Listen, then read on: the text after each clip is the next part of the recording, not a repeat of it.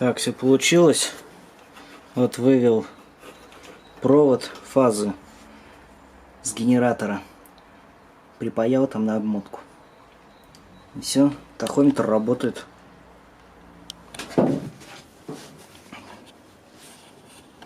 Так, проведем испытания.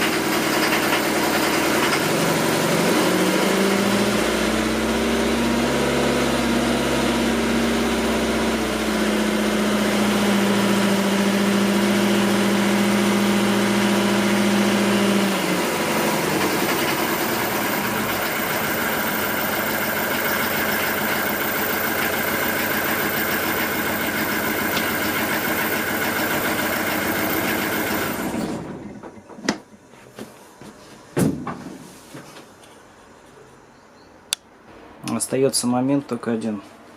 Тарировку надо сделать. Похоже, еще неправильно показывает.